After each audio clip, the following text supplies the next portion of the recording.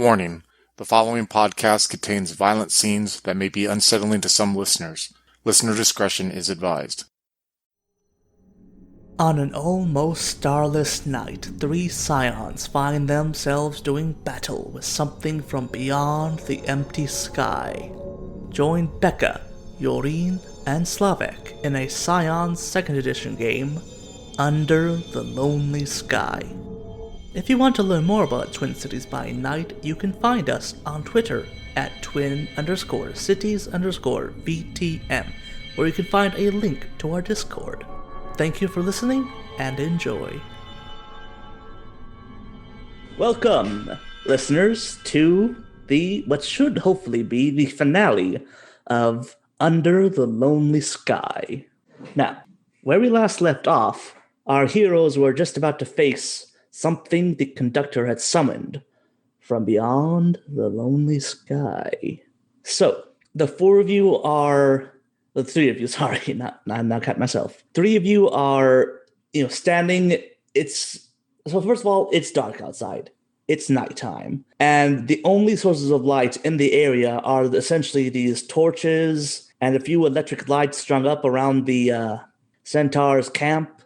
And aside from that, if you look beyond the little circle of light, you see nothing. It's pitch black outside. The only thing you can see in the distance is a small glimmer of light that you assume to be the town of Douglas that you just left.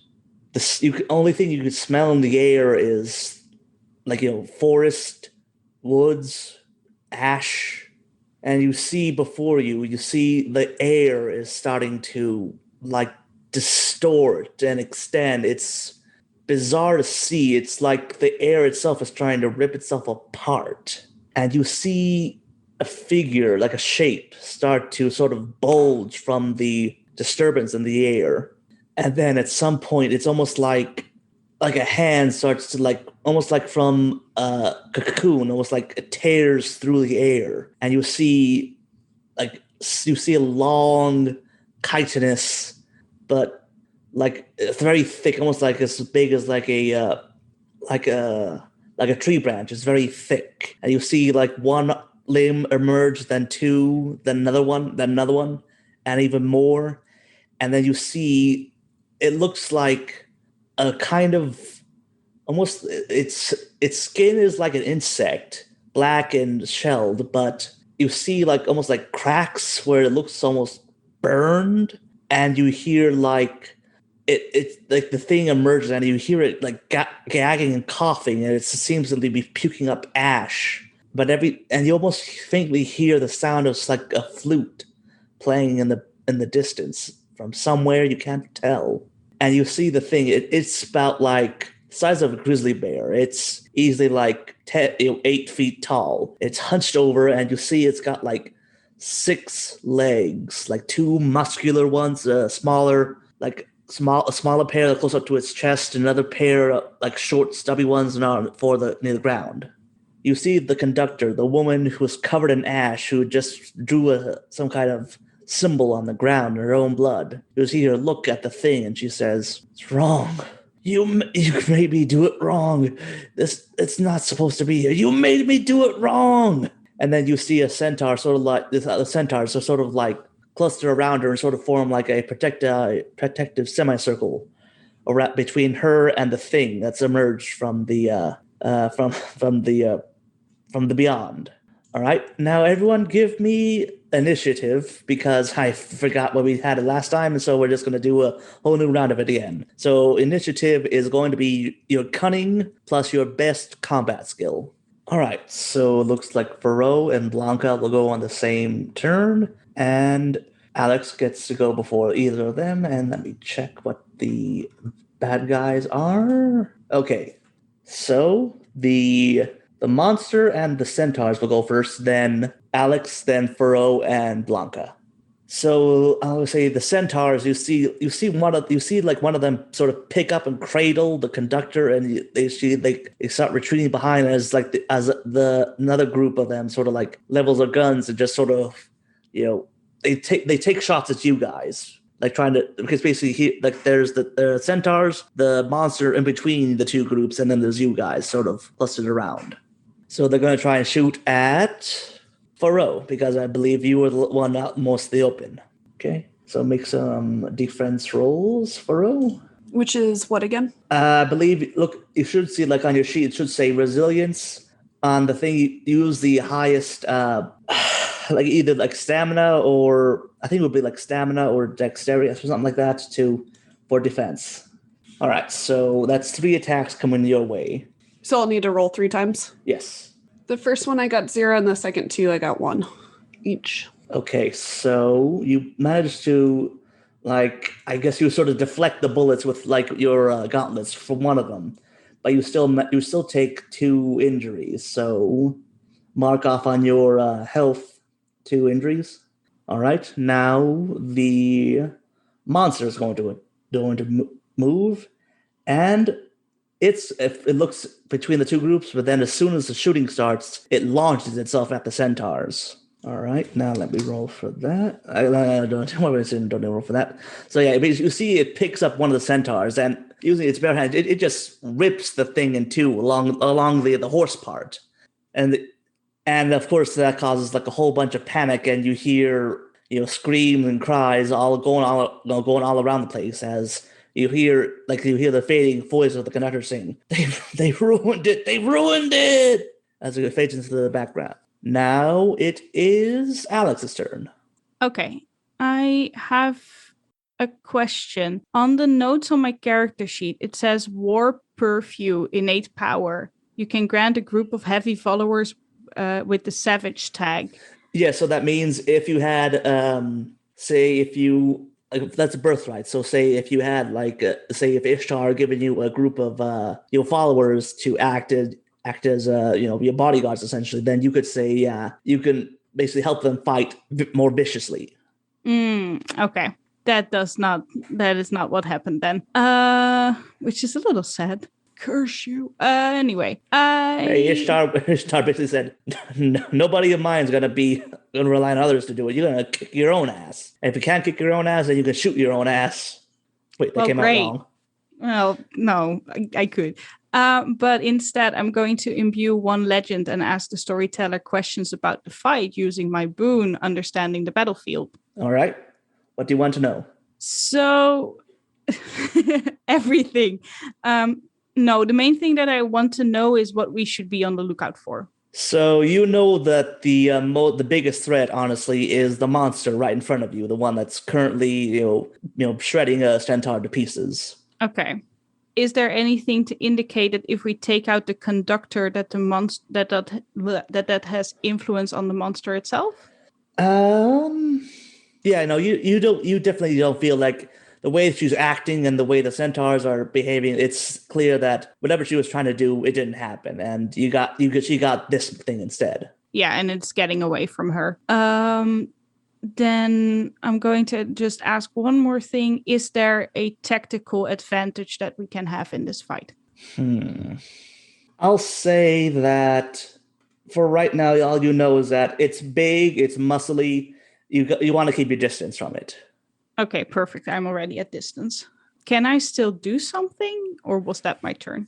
I think it's. I don't think spending legends really count. It's not like D&D where you can only do like so many actions. If I'd say that's more of that's you like mentally consulting your divine knowledge, so you can still do like a physical action. Okay, then I will do two things. I will first scream at Farö and Morales to get the fuck out of there, because they need to get distance as well, and I will shoot at the monster. All right. So I'll say you're a bit of a longer range. So I think that is it's a cunning plus your firearms. I'm shooting with my rifle, so that's an additional +1 for 3 successes. All right, so that's 4 successes. Let me check the thing. I think it's 3 because I rolled 2 successes. So with the +1, it's 3. Okay, so it's just 3 successes then. Yep. So yeah, that's you basically you hit it and you see it like it makes a little scorch mark on its skin, but it doesn't penetrate at all. Not like that. All right. Now, do you want to do anything else, or is that it? No, that's it for now. All right. So now we're gonna go to Farö. Farö, you've been shot. There's a monster very close to you who's like you got some centaur blood all over your face. What do you do?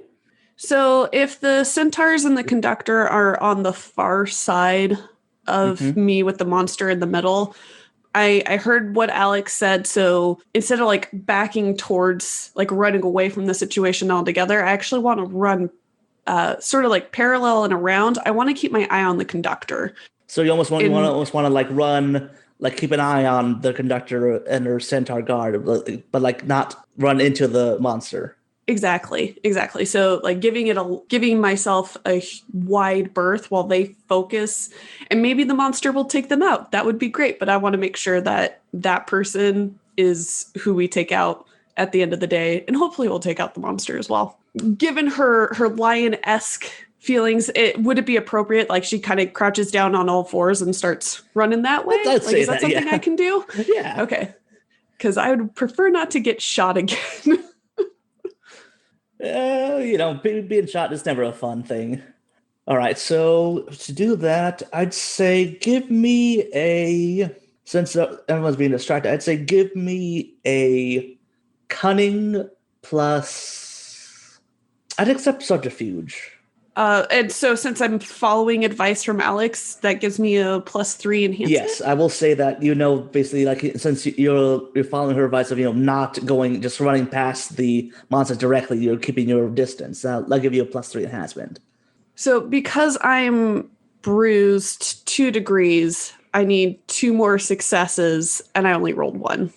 So you rolled 1 success, but that's 3, and so we'll take away 2. So you have 2 successes essentially. No, I didn't roll 3 successes. I rolled 1 success. No, because of the enhancement. Oh, the enhancement, and I made that as dice. Gosh darn it! I made that as a dice roll. It's automatic successes. Yeah, but essentially, yeah. Okay. Should I re-roll that? Yes, then? please. Okay.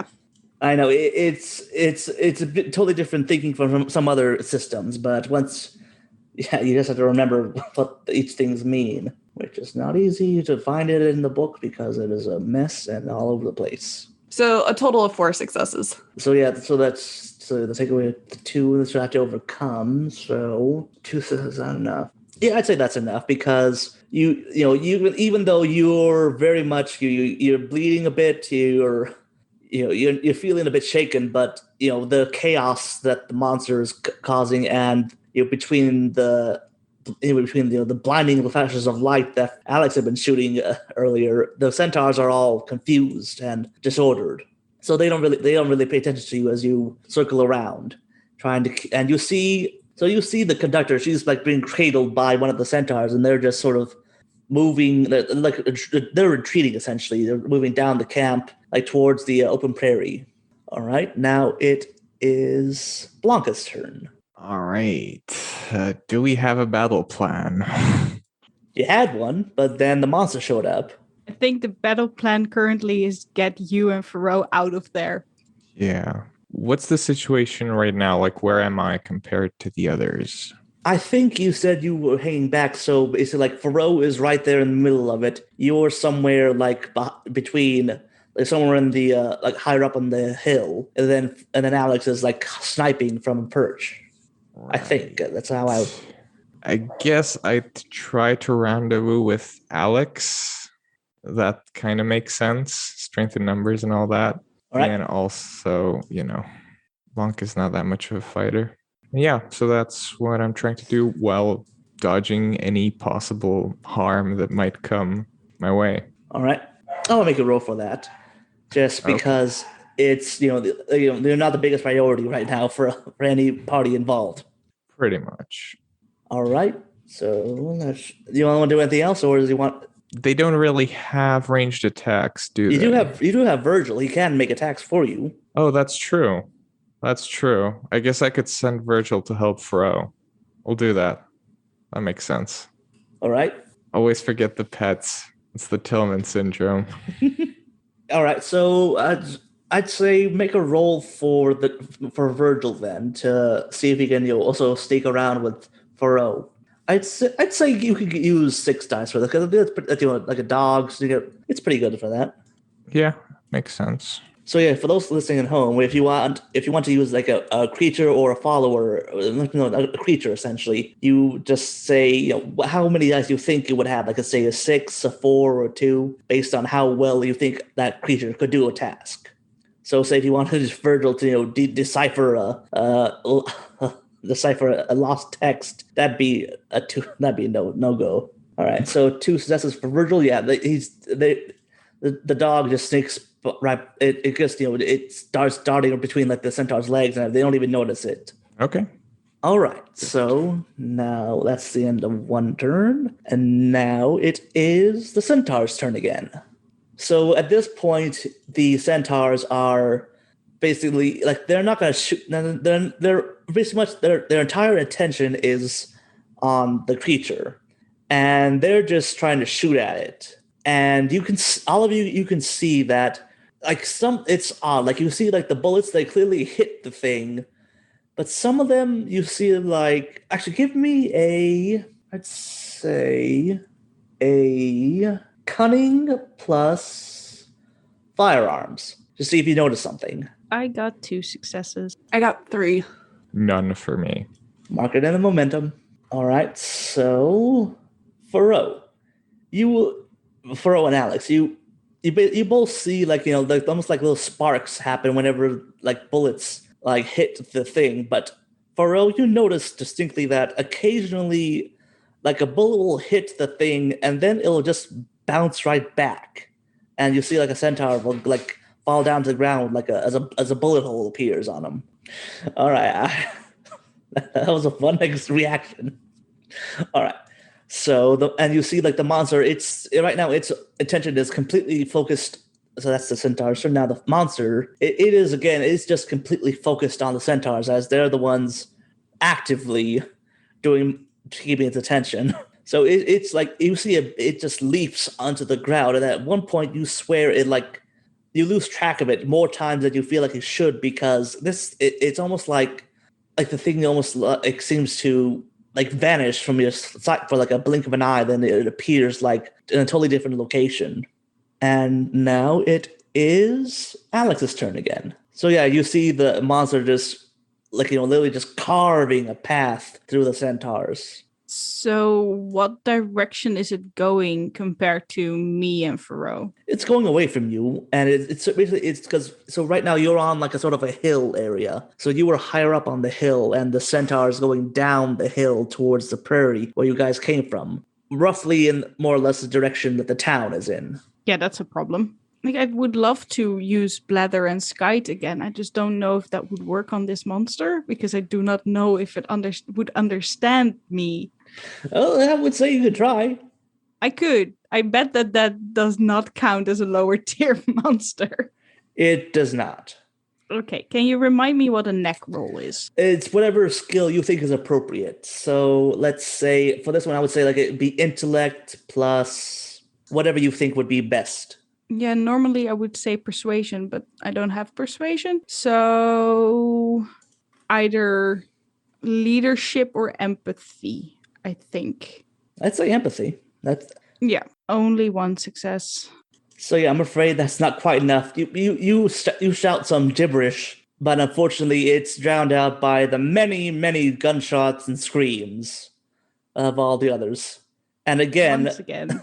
And again, that's the only person who you just see Blanca sort of turn to you with like a what expression on her face. Yeah, never mind. Never mind that. Just disregard all of that. Morales, do you think you can get to a car, even though they are moving in that direction, or to the truck? I guess I'll have to recall Virgil to, like, I don't know, delay them or something. Yeah, but it seems like bullets are not really doing anything. So I was thinking maybe a truck would. Well, maybe a magic truck would. Does any truck that you drive automatically become a magic truck? No, just my own car is magic. Ah, damn it. Yeah. Well, unless you allow me to still But I take could a take shot. the truck and get my own car. But your car is in repair. Yeah, car is but, broken. like, I have knacks that I can like rebuild stuff. Technically, I could, I guess, imbue legend or something. Oh, actually, that's a great idea. Let me see how Twists of Fate work again. Well, while you figure that out, Quinn, I don't know if I'm allowed to do anything else in my turn. I'd say that well, look, what do you want to try anything else? Just talk to me. Speak to me. I will. I would always, even though it seems hopeless, try and try and shoot this thing, if only because I do shoot magical bullets. Okay, so give me another. I'd say it's a bit. No, that's I'd say in range. I'd say give me another cunning plus your firearms. So basically, what I'm doing is instead of walk and talk, I do a talk and shoot. Finally, all those gun lessons Ishtar dragged you to are paying off. Yeah, not really with 3 successes in total. And Nah. do you have an enhancement for that, or are you counting those? No, I am counting those. So for my firearms, I have 3, and then my cunning is 5. So I roll 8 dice, and then my Babylonian rifle says +1. That's not adding dice. It's adding successes. Yeah, but I rolled 2 successes. Oh, I see. Got it. And then +1 makes 3 successes in total again. All right. So yeah, again, you just sort of scorch its paint job a bit, essentially. Well, I tried. All right, that's your turn, and now it is Farö's turn. I'm torn between trying to warn Alex about shooting at it, but if I do that, I'm pretty close to the centaurs and she's pretty far away, so I'll have to scream it, and I don't want them to hear it. So I think I'm just going to maintain my course where I'm not running I'm just running parallel with them, just trying to stay out of the way. All right, so I'll say that you see that the centaur there's 2 groups of centaurs right now. There's one group sort of trying to go and try to attack the monster. There's another group that sort of, it seems to be like they're sort of clustered around the conductor, and they're starting. You see, they're starting to, it looks like they're trying to they're grabbing stuff out of their tents, putting grabbing backpacks. It looks like they're getting ready to leave in a hurry, and around you there's just a big open prairie around you. So if you want, they could they're very close to just vanishing off into the night. Basically, there's plenty of places for them to run away to. Okay. Well, if my main goal is to try to hunt down the conductor, then I would rather focus on that. Okay, so are you going to just keep your distance, or do you want to try to attack the group around the conductor? No, this is going to be a terrible idea. The second I do that, I'm going to die. But sure, why not? Let's go for that group. Okay, we're going in, folks. All right. So do you want? So right now, let's say the conductor, she is still being carried by a centaur. Sort of you see they sort of later on some sort of looks like a stretcher almost, and you see you see 2 centaurs are carrying the stretcher with her on it. And you see there's about 3 other centaurs who are just sort of going around grabbing stuff, putting stuff into packs, and you're getting supplies. So there's about 5 centaurs, 2 of them carrying the conductor, 3 of them, gathering supplies. Would I be able to use my perfect camouflage knack at all? I would say yes. Okay, cool. Because that's going to help a lot. All right. Okay. So I'm rolling up to be sneaky? Yes. To start with? All right. So give me, I would say that's a cunning plus subterfuge. I have a total of 5 successes. You are a ghost in the night. Oh, that's good. So basically, yeah, you despite all logic, you just managed to perfectly just sneak in. You're just you get right up to them, within spitting distance of the group. I'll say it won't be able to attack this turn yet because you had to be careful and you're sneaking up. Seems reasonable. All right, now it is Blanca Morales' turn. All right, I'm just going to try to do a combination of things. Okay. So a path allows me to call upon a connection or a contact or a group of associates, right? Mm-hmm. And I have the temple of my goddess. Mictecatequatl. Yeah. Mictecatequatl, or, well, I tried. And could I get a spirit or an undead to get my car from the shop to here? Oh, okay. I like that idea. a little Ghost Rider. Yeah. Okay. I assume it will involve some chanting, maybe like a small ritual or something. Yeah, probably a few drops of blood here and there. Mm-hmm.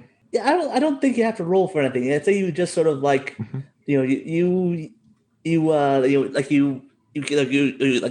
like your little dagger you have on you, and you just like sort of prick a finger and just like draw some symbols in the ground in your own blood, and chanting something in Nahuatl.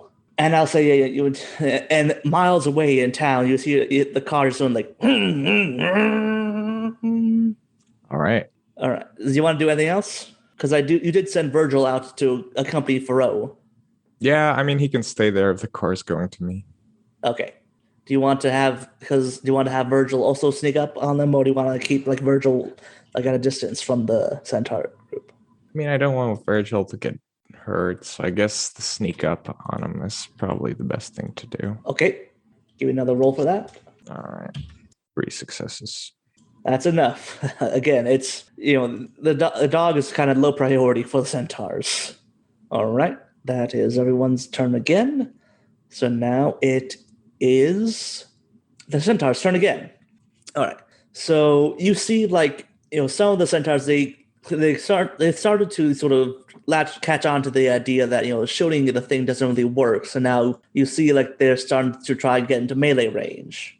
So you see, all of you see that the centaurs they start picking up like spears. A couple of them have like spears, like most of them are just handmade, look like just bits of sharpened wood. Some of them actually look like proper spears with metal tips. And so you see that they start charging it, and you do see that at one point, like a whole group of them sort of start charging in at the monster, but then literally like the monster vanishes for a second. The next thing you know, it's behind the centaurs, and then it like just rips off the head of 2 of them. So now it is Alex's turn again. Yeah, bullets really do not work. Can I see that Farö is trying to get to the conductor, even though she is camouflaged?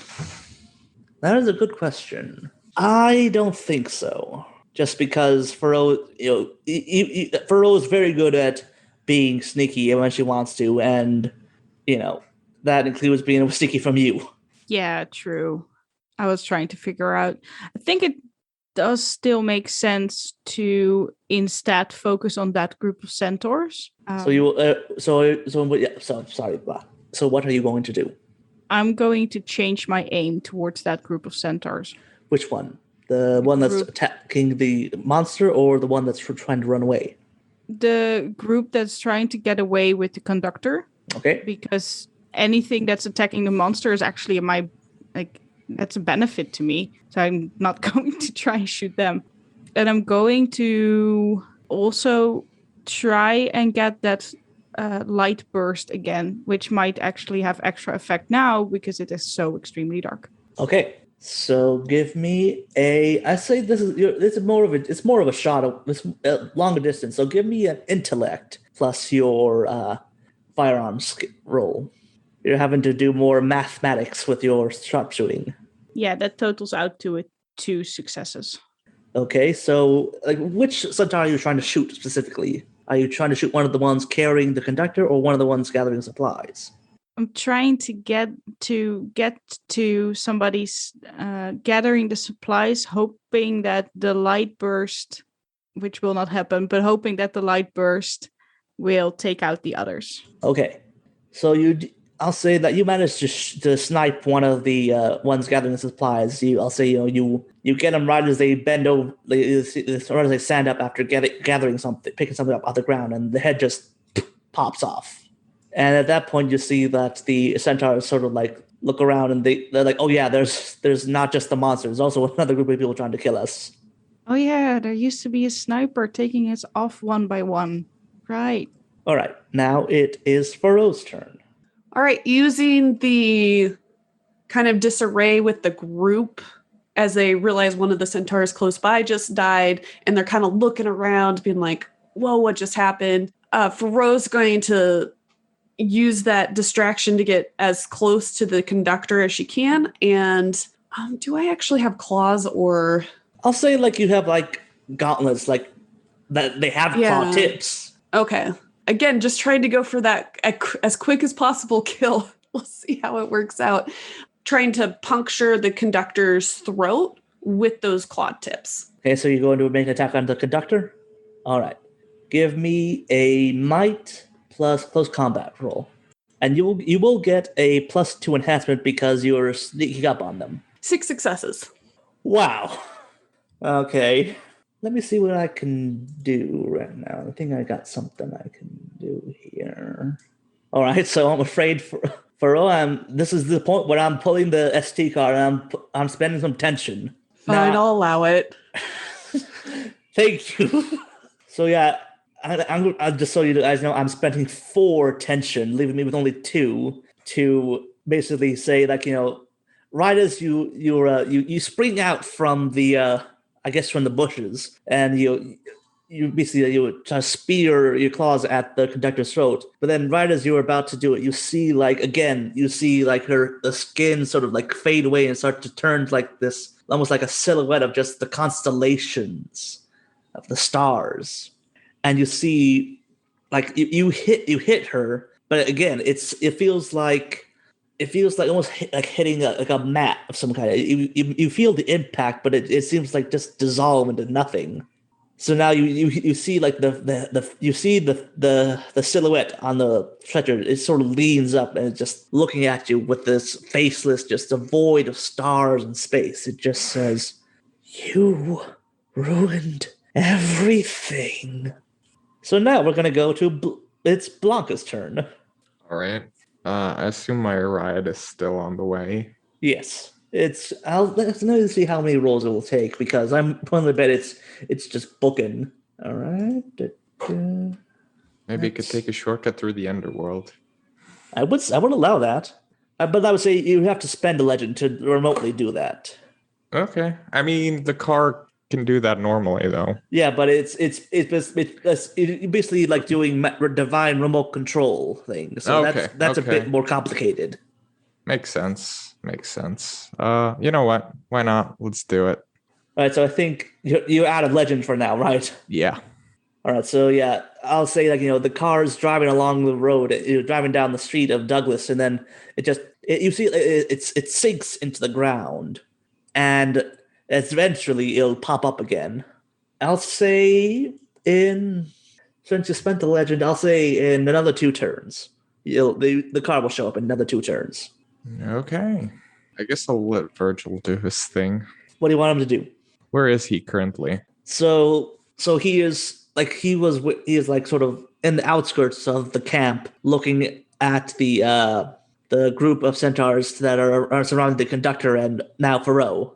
I guess I'll just tell Virgil to cover Farö and then just back off once the car arrives. All right, so you want to make an attack with Virgil, or do you want to just have him do something else? Probably just normal attack. Okay, give me a roll. I'd say 6 dice is acceptable. All right.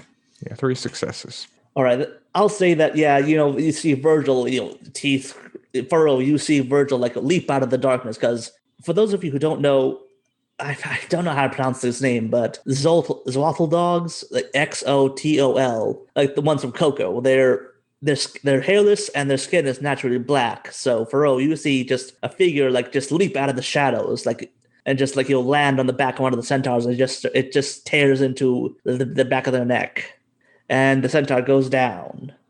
All right, so now it is the centaur's turns now. So now while the rest of them are still occupied with the monster, there's still 3 by Farö. 2 of them are holding a stretcher, carrying the conductor. One of them has his hands free. And so I'll say that the one with his hands still free goes and like looks at you and decides to take a shot at you. And one of the ones holding the conductor tries to kick out at you. So one of them shoots at you and it misses, but then the other one, you see the one that kicks out at you with its back legs, and that one does manage to have 2 successes against you. Sorry, I'm rolling defense against that. Yes. 0 successes. So you get a hoof right to the chest as it knocks you back down, knocks you away from the conductor. And right now, I'd say it just knocks you flat on the ground. And yeah, that should be it for the centaurs and the monsters, and all of you notice by this point, the centaurs that have been fighting the monster, there are very few of them left right now. And you don't think it'll be long before the monster's finished carving its way through the centaurs. All right, now it is Alex's turn. I'm going to do the same thing that I already did. Shoot another one of the centaurs that are trying to flee. Okay, which one are you shooting at? There's still one's gathering supplies, and there's 2 holding the stretcher for the conductor. Well, I think I did see the struggles, that there are struggles happening over there. Mm-hmm. So I'm going to assume that is Farö, because I've not seen Farö in a while, and take out one of the people, or one of the centaurs carrying the stretcher. Okay. Give me an intellect plus firearms roll. That is 3 successes in total. All right. So Farö, the centaur who kicked you, you see it like it turns to try and stomp on you. And then a hole just appears in its chest, and it slumps over. And you see the stretcher that was carrying the conductor falls to the ground, and you see the silhouette of the stars just sort of tumble to the ground in a heap. Did I pass by 2 successes or more? Oh yeah, you did. So yeah, and also as the chest explodes, it literally also explodes in a blinding flash of light. Farö, give me give me a dexterity plus. What would it be? Dex plus what? I'd say close combat to basically, to realize, oh, hey, it's Alex doing the thing, better cover your eyes. I only got 1 success. All right, I'll say you throw your hands over as it blinds you, but you won't be blinded as long as a centaur. So you'll be seeing spots, but you'll still be able to see somewhat. All right, that was Alex. Now it is Farö's turn. Okay, so quick question. When the centaur kicked me, did that give me another wound? I would say yes. Okay, cool. I'm at injured, so this is going to be fun. At this point, I will try to collect my senses real quick, and I'm going to try to run off with the conductor. If I have to, grab her by the arm, fireman style, carry her over my shoulders and start running away. Okay, for that, just give me a might plus athletics. Okay, so I only got 1 success. With all my injuries, I doubt that's enough.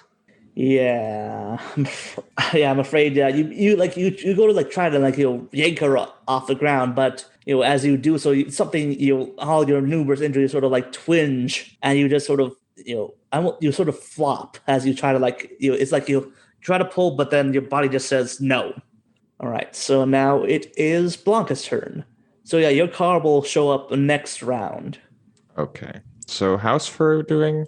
Not well, right? No, not well. There's only 2 centaurs by Farö right now. Virgil took out 1, and there's still 2 more. Can Virgil drag Farö out of combat? I think I guess that'd be up to Farö, I guess. It'd be sort of up to you two to decide what you want to do for that. Yeah. Does Farö want to be dragged out of combat, or does she want to stay in the fight? She might be disoriented enough to. I mean, it will be difficult for consider Virgil it a to do it. strategic retreat or regroup. All right, so yeah, I don't think Virgil's very used to trying to drag people off. So give me that. Yeah, he's not a rescue dog. Okay. 0 successes. All right, so yeah, you Farö, you feel Virgil. He tries to when he sees you stumble to the ground, he tries to nudge you and try to pick you back up. But unfortunately, he's not really built to carry you. So he just sort of he sort of half nudges you up. All right, so next turn arrives, and by this point you've noticed that. So the centaur. So all right, so you see the centaur one of the centaurs left by Farö. You see her just ignore you completely, and you see them just like pick up the conductor and just start running away as fast as they can into the night. The other one will remain, and they'll try to take a. Actually, well, they want to do that. Yeah, I'll say that the two centaurs, they just ignore you, and they're just trying to run to the night. However, by this point, all of you notice something. There, aside from the two running off into the night, one of them holding the conductor, you don't hear any more centaurs moving around. Like our style and ready to jump into a longer-term game? Make sure to check out Missouri Crossing, our Down Darker Trails Call of Cthulhu 7th edition game. Starting in the Dakotas in the 1800s, our players have just settled in what will be known as Bismarck, North Dakota, Missouri Crossing.